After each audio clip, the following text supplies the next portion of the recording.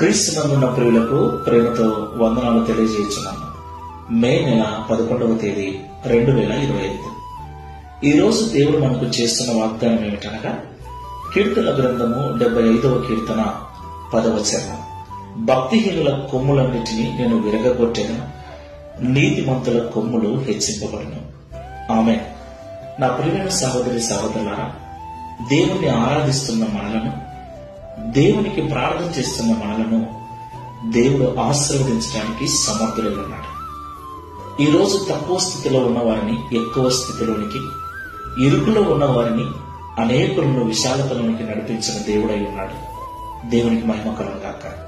అయితే మనలో చాలా మంది స్థిరపరచబడిన తర్వాత, ప్రార్థనలకు జవాబు పొందుకున్న తర్వాత దేవుని మీద ఉన్న భక్తిని విడిచిపెట్టి దేవునికి దూరం అయిపోతున్నారు, భక్తిహీనులుగా మారుతున్నారు. వారికి వచ్చిన ఉద్యోగాన్ని బట్టి, కలిగి ఉన్న స్థితిని బట్టి వారు గర్విస్తూ ఉన్నారు.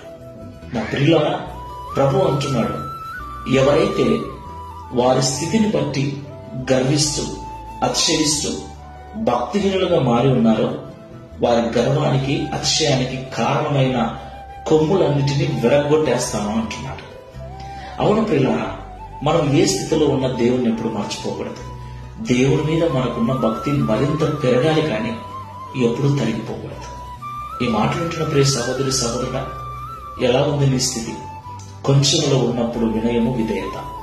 ఇప్పుడు ఉన్నతమైన స్థితిలో, విశాలతలోనికి వెళ్ళిన తర్వాత వినయము లోపించింది కదా, ప్రార్థనా జీవితము తగ్గిపోయింది కదా, దేవుని సన్నిధికి ఆసక్తిగా వెళ్ళలేకపోతున్నావు కదా.